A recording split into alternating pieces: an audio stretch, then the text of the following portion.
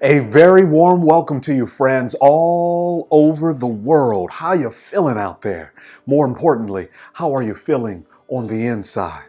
This is for everybody who's walking that mindful path. This is a community for you to come together, to come into the presence of individuals endeavoring diligently towards awakening their hearts and to awakening their minds.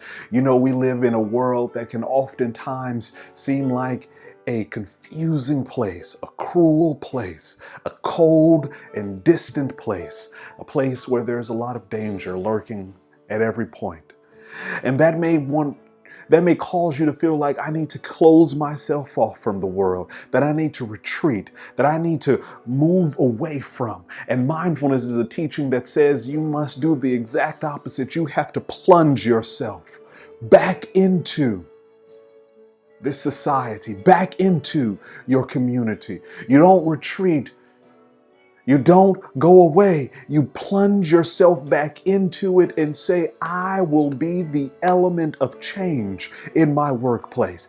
I will be the element of change within my neighborhood, within my community. I will extend kindness when others only want to extend hate. That I will extend love when others only want to offer cruelty. That I will be that voice for the environment, that I will be that voice for equality, that I will be that voice for kindness and compassion and wisdom in our day-to-day life. It's so important, friends, that we have mindful people like you who are endeavoring to be more friendly, who are endeavoring to be more kind, who are endeavoring to have a more just and verdant world. It's so important that people like you exist. And I'm so glad that you're a part of this community. I'm so glad that you are here at Flourishing. This is where we come together and create a container, a safe place where you can take that deep dive within and tend to your interior life, a life of thoughts and emotions, a life of feelings and perceptions, a life that arises and subsides, that transforms moment by moment, but that drives your life. The socio-emotional data already reveals it. Your emotions drive your actions. How you think about yourself impacts what you do with your life. Your mental states cause so much transformation within you and in the world around you. And so if you change your mind, you can change your habits and you can change your life. And so this is why it's so important, friends, that we take time out of our day, that we create a break from our habitual patterns of behavior, slow down long enough to tend to what's going on the inside. Because so often in life, we are living on autopilot. We get up, we go to work, we sit in traffic, we come home, we watch some TV or surf some internet. We numb our minds long enough so that we can build up the strength to do it all over again. And next time, when we do it all over again, it comes with even more drama. It comes with a new set of bills. It comes with a new set of drama in our relationships. It comes with a new set of pain. It comes with a new set of obstacles. Some of them are different from the ones that we've experienced before, but some of them are the same ones that we've seen yesterday, that we've seen 2 weeks ago. They just keep showing up over and over and over again, because oftentimes in life, things repeat. Experiences repeat, because often humans are creatures of habit. And sometimes, if you look at it from a contemplative space, that there is a lesson that is being taught, that there is a lesson that is being delivered for you. And so I'm so glad that you've taken this opportunity to step back from the busyness of your life and step within. And so we're going to take a moment to come into the presence of our practice, the presence of this moment. Slowing down and finding a place of safety. Coming into a place of stillness.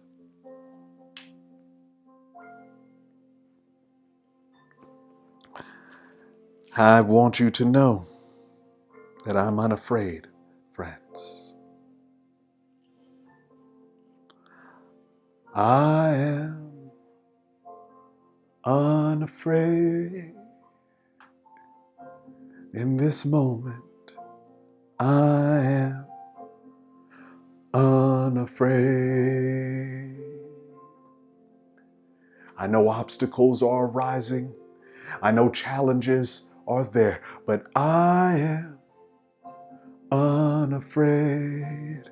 Sometimes you have to look your struggle right in the eye and say, I am unafraid. You have to recognize that there is a strength within you, a power within you, and you say, I am unafraid. That there is a reservoir of strength within you, that there is a reservoir of peace within you, that there is a reservoir of compassion within you. And you have to say, I am unafraid. Sing it with me, friends. I am unafraid. Regardless of what your situation that you're going through in your life right now, say it with me. I am unafraid.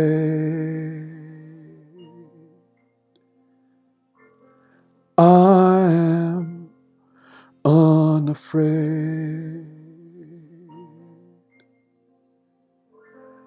I am unafraid. I know that my race has just begun, but I found the strength to carry on, because I am unafraid. And I am unafraid. In this moment, I am unafraid. Right now, somebody is facing eviction. Someone is facing a shutoff notice. Someone is facing a repossession. Someone is facing a potential layoff or firing. But you have to begin to look within yourself and summon the strength and summon the courage. Take a deep breath in and say, I am unafraid. That there is wisdom and that there is insight and that there is transformation of your heart and there are new ideas that it will help you skillfully navigate through this situation, through this challenge, through this storm. I am unafraid. The Dharma says that you can make yourself an island which no storm can overwhelm. You can make your life, you can make your heart, you can make your mind a refuge that these obstacles will not overwhelm. They will not make you lose it, because I am unafraid. Sometimes you just have to speak to your problems and you have to speak to your challenges and you have to speak to the obstacles and say, I am unafraid. And you speak to that bitterness, you speak to that anger, and you speak to that fear, and you say, I am unafraid. I am unafraid. In this moment, I am unafraid. In this moment, I am unafraid. Taking a moment to step into the presence of this moment. Feeling the scents, smells, tastes. This is our practice. This is our moment. I invite you to maintain the continuity of this sense, of this presence, as we transition into our encouragement. Nicely done, friends. Nicely practiced. And so I have a message for you. I have a little bit of encouragement for you, for those of you who are going through and experiencing life. I know sometimes it can feel like life just gets you down, that it can just feel like it's overwhelming. But as I said in our song just a moment ago, the Dharma says that you can turn your heart and you can turn your mind, you can turn your life into a refuge that no storm can overwhelm. And so that's what I want to talk to you today about, is your inner life. Really, it's an unknown world. It's a world filled with mystery. It's a world filled with some uncertainty. It's a world that may be filled with some doubt. But there is value in being able to peer into the darkness. It is a way of seeing and understanding the world that oftentimes we neglect. We always pay attention to what we can see, but we don't always pay attention to what remains unseen, to what remains undercover, to what remains concealed and hidden. Because it is oftentimes these hidden places which dictate more about our lives than even what remains visible. We like to put on facades. We pay a lot of money for our landscaping around our place and the paint job around our place. But what really matters is the engine that resides under the hood, that resides undercover. If your engine isn't working, the car isn't going anywhere, no matter how nice the rims are, how nice the paint job is. No matter if the seats are in immaculate condition, let me tell you this, if the engine does not work, the car will not go. And so that's why you have to pay attention to these deeper areas, what the subtext of life, if you will. In movies, if you look at the screenplay will tell you what is said, and it will tell you in descriptions. And sometimes it will provide context to give direction to the actor. Like, you are afraid when you're saying this. You're doing this from a place of fear. You're saying this with anguish. You're saying this with excitement, right? It gives direction so that you know how you're supposed to express it. And this is the key, that little bit of direction that it's never said in the movie. It's never said by the actor. It's never shown in the movie, but it's expressed. It's emoted. It is the feeling. It is the sensation that is transmitted. And we all know what it's like. We know what it's like to walk into a room and it is frigid. Nobody has to say one thing to you. Nobody has to do anything, but you know the instant you walk into a room, whether you are welcomed into the space or you're not welcomed into it. And so this is why the unknown world, the hidden areas of our lives are important. And so as we talk about seeing in the darkness, the Dharma, our mindful path, it says this: according to their faith, according to their satisfaction, people give.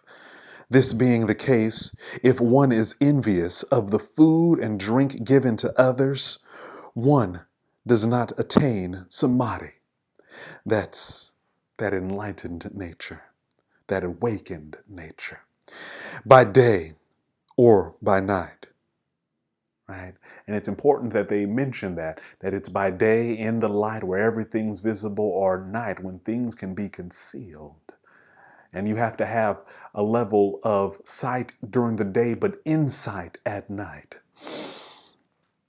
And so by cutting out, uprooting, and discarding this envious state, one gains samadhi by day or by night. And it's so important, once again, that it emphasizes that day or by night. And when you hear something repeated over and over and over again, this is the thing that you're supposed to pay attention to, right? Everything that really matters. It oftentimes gets drilled into us over and over. When you're driving, when you're taking your driving test, they always teach you. You learn red means stop. Red means stop. Red means stop. Red is on the stop sign. Red is on the lights. Red is on the cross hand with the hand that says stop, stop, stop. Right? Red means stop. Right? It means danger. It means that something is ahead that can cause harm. Right? It's drilled over and over and over again, repeatedly. This is the case with this teaching, that the things that are repeated are things that are trying to be drilled in and drilled down, and that you really have to pay attention to. And so it says by day or by night. And it's so important that you know that, yes, you have to pay attention and have sight during the day, that you have to be able to perceive and you have to be able to interpret, but also by night you have to have a level of insight and you have to have a level of wisdom, you have to have a level of understanding. Because if you don't do that, if you don't have that wisdom, if you don't have that understanding at night, if you're not able to rightly perceive and have a level of insight, what happens is that things remain concealed, things remain beneath the surface. And so what's beneath the surface? Well, it gets into a couple of things. It says, there is no fire like lust, no grasping like hate, no snare like delusion, no river like craving. Whew. Right? It just hit home on some of the things that we often experience: lust, grasping, hate, delusion, craving. These are all things that we experience day to day, hour to hour, moment to moment, breath to breath. I want this. I want to go there. Oh, I can't stand that person. Don't make me do this. I don't really want to think about it. How dare they? Who do they think they are? I deserve this. Why don't I have this, right? All of these things can happen moment by moment, breath by breath. Even if you are on this mindful path, even if you meditate every day, you may still have these experiences, even when you're meditating, right? Oh, they're meditating better than me. Oh, they think that there's something. Oh, look at them sitting up all tall. Oh, who is that breathing like that, right? All these things can arise. And so this is why it's important to pay attention to what's happening at the day and at the night. What is revealed and not revealed. That you have a way of seeing in the darkness, right? A way of seeing in the shadows. And this is not something that we have to be afraid of or scared of, but this is something that we have to have skill so that we can skillfully navigate through.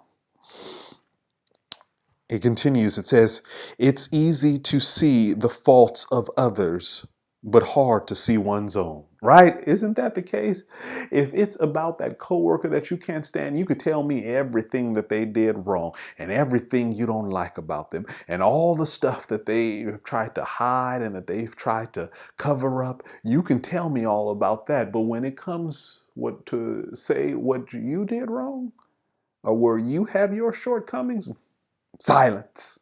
Right? Oh, I don't want to go there. I don't want to talk about that. Let's not do this. You may get defensive. You may get angry. How dare you bring that up? I do my job with integrity. I do it well. Who are you to judge me? Right? You see that happening when people talk about their kids. Oh, don't you dare say anything about little Johnny. Little Johnny is perfect, right? Little Phil is all right. Little Jenny is superb. She's on the dean's honor roll. Of course she wouldn't do that, right? How dare you even insinuate that my angel is anything other than perfect, right? We don't want to see what happens beneath the surface. We don't even want to hear it sometimes. And so it's easy to acknowledge the faults of others, but when it comes to your own faults and what's wrong with your own house, the foundation that you rest upon, it's like, I don't want to even go there.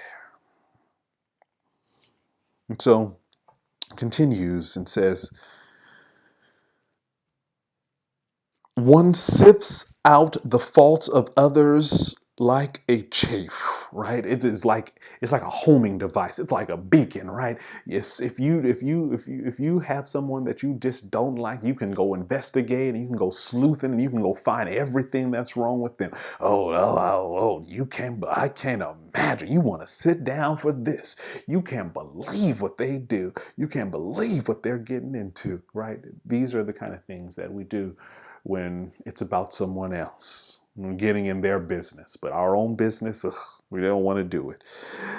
But it says, we seek out the faults of others, but we conceal our own like a cheat conceals a bad throw of the dice, right? Whew.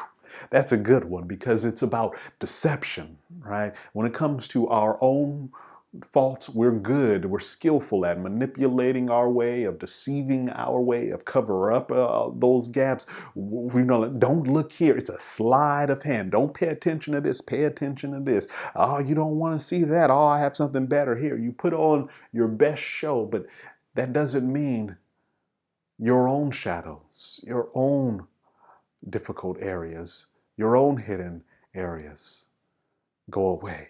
They're still there, right? The envy, the jealousy, the rage, the bitterness, the anger, it's still there. Mindfulness says you have to tend to that garden as well, not just about your needs, your wants, and your desires, but also what remains hidden.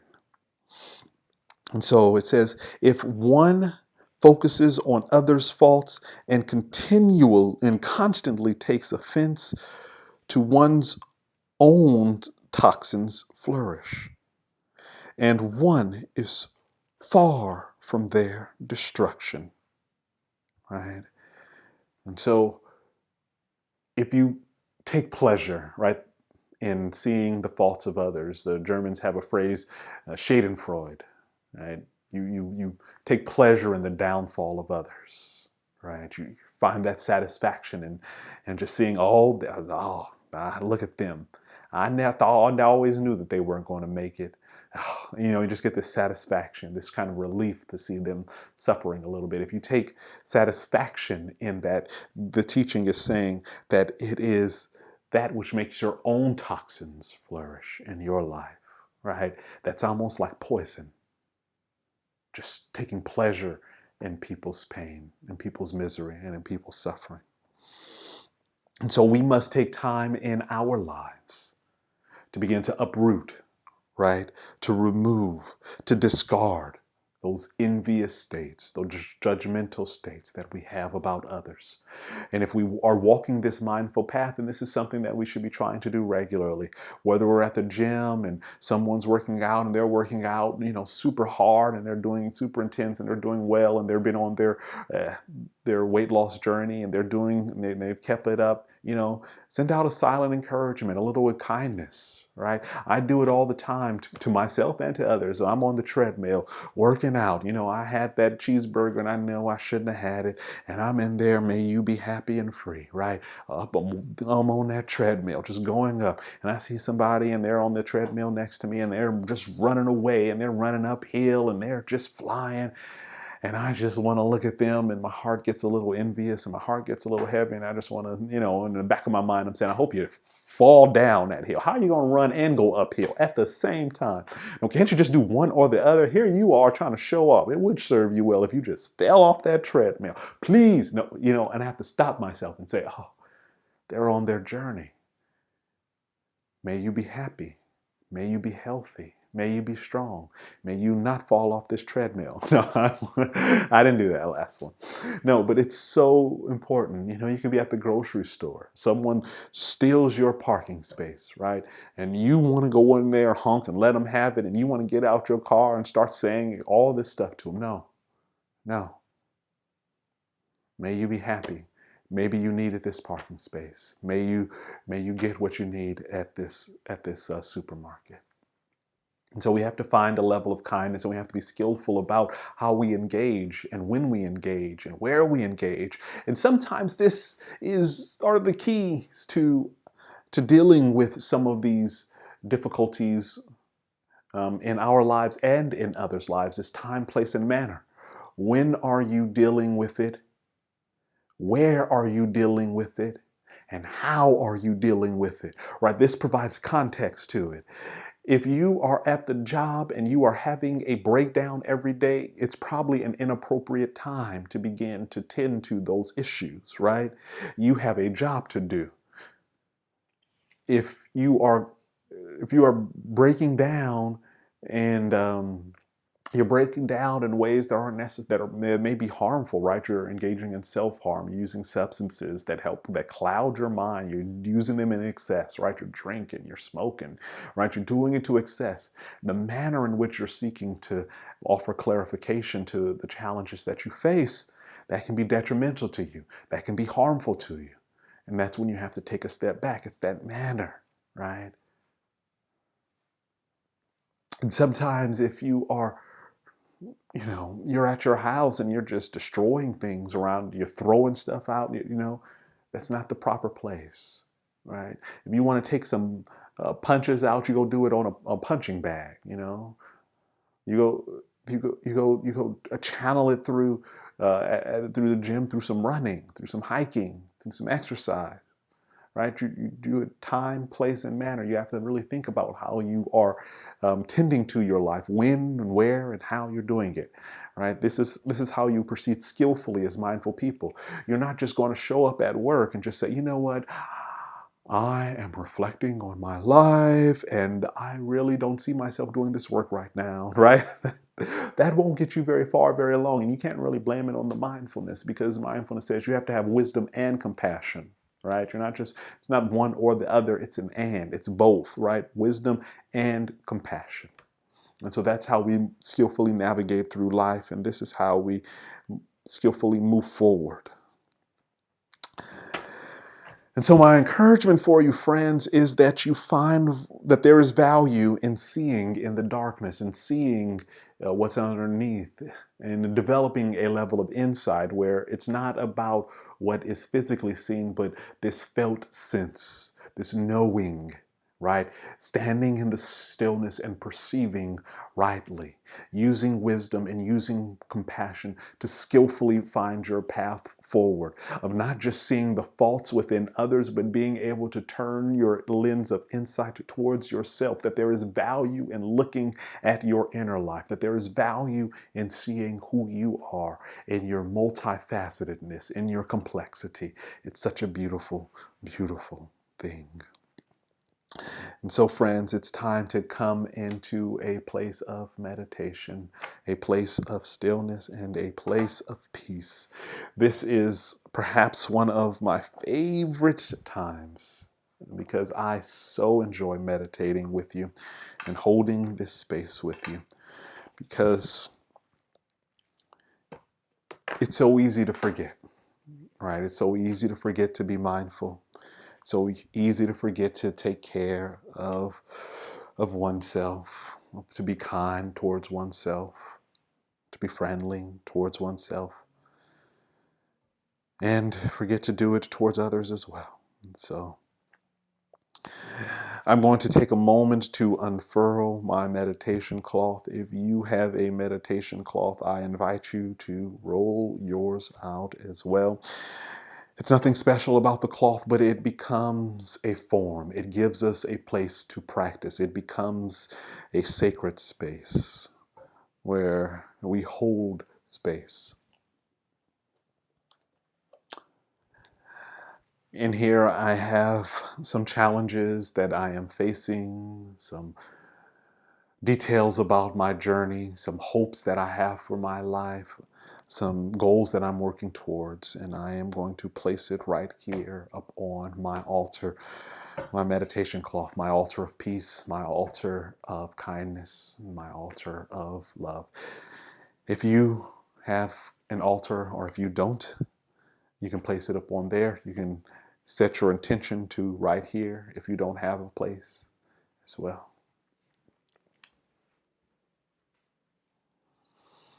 And we come into this space of stillness, this space of ease, this space where we remember.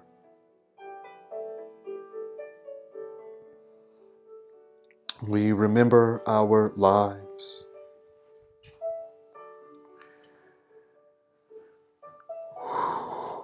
We remember who we are.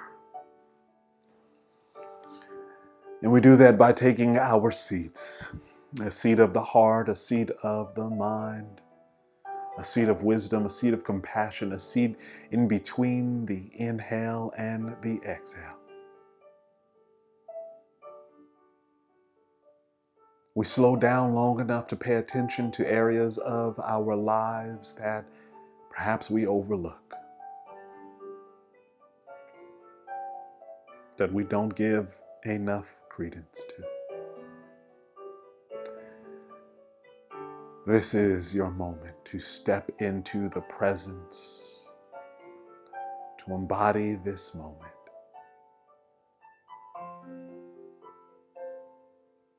So gentle, so smooth, so kind, so well.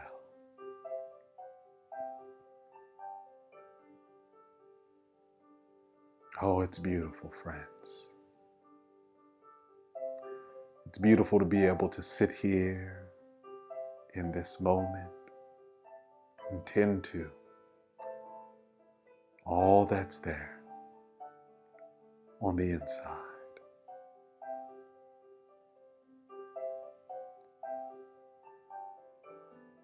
We're simply slowing down long enough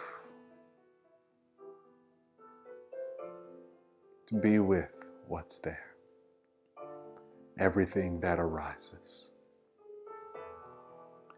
The bitterness and the confusion, the anger and the doubt, the fear and the judgment. Just sit with it, friends. Hold a space for it. Your heart is big enough to contain it all.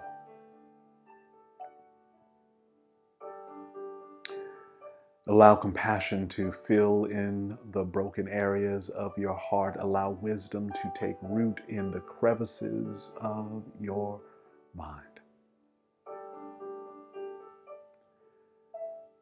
Let the gap between where you are and where you're going, between where you're going and where you were from, may that be filled with wisdom and insight and courage and strength. May you find an inner reservoir of power, this prajna power, an enlightened wisdom, the perfection of wisdom, the wisdom of compassion to flow into your life.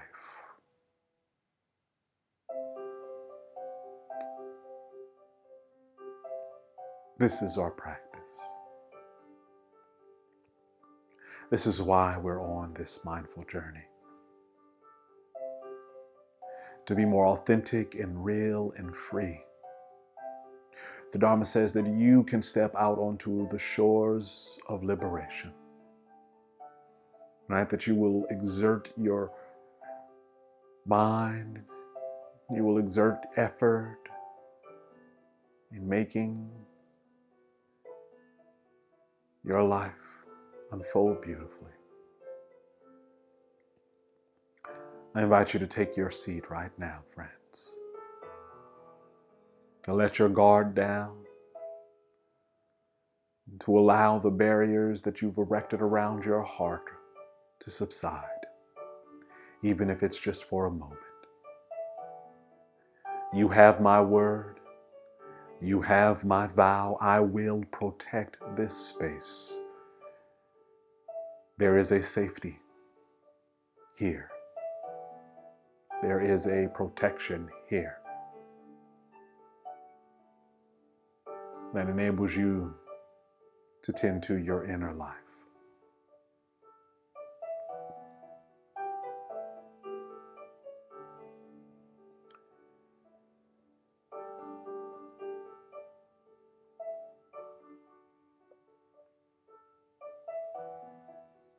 So good to do this.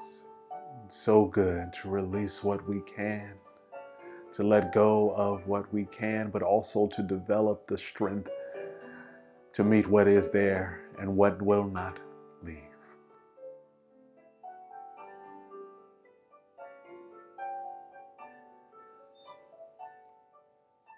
As we prepare to transition back into our day, I invite you to seal this practice with a deep breath in. Inhale. Identifying a place of strength within and power. Release. Namaste.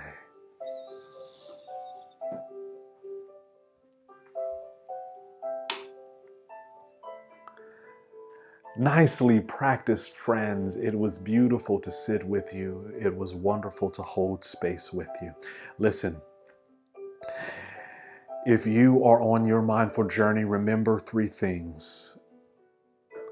That there is value in having a daily meditation practice.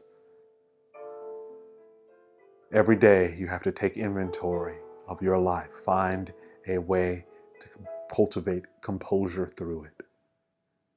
2, so important to reconnect with your core values, to remember the precepts. Why? Because it's so easy to forget them. It's so easy to forget. This is why we have to do these things that help us remember, to reconnect with our core, with our essence. 3, remember the tea ceremony. Hold a regular one. This is an opportunity to form community, to come into community. The Dharma says you are not to do this alone. This isn't a solo journey. It is a journey within, but you do that together in connection with others. Find community. Find the support. Don't go through this alone. Take refuge in the community. It's a beautiful thing. And so if you do those 3 things, then I invite you to take the next step, and that is to become Cognoscenti. The cornerstone of mindfulness is generosity. Generosity is an activation agent. As you learn to open your hand, you also learn to open your heart. You will learn to open your mind to new ideas and new ways of seeing and understanding the world. You're able to rightly perceive, to be able to see in the darkness, to see in the confusion, to see through the concealed nature of life. And so I invite you to contribute to flourishing, to help us continue to grow so that we can share this message of wisdom and kindness and mindfulness all over the world, so that this Dharma can help illuminate the paths of people who need some hope. That people who need to see and recognize that they have value and that they have worth, that there is a quality of nobility within them. You can do that, friends. You can help make that possible. And you do that, how? By making a gift of support, by activating your generosity. You can do that via Cash App at $TeaCeremony, or on Venmo at Aumrie, or paypal.me/Aumrie as well. It has been wonderful to sit with you. It's been wonderful to practice with you. It's been wonderful to hold this space with you, to create this container where you feel safe to slow down and reconnect with your inner life, your heart and your mind, to rediscover that boundless quality of life. It's been so wonderful, friends. Until next time, please take care of yourself and say this affirmation with me. I have value and I have worth because I am of noble birth. And with this breath, I will awaken to all that's possible within my life. I will lead and I will achieve. I will lead and I will achieve. If you said that simple affirmation, friends, you are on your way, on your mindful journey. Best of luck and deep gratitude to you for your practice today. Namaste.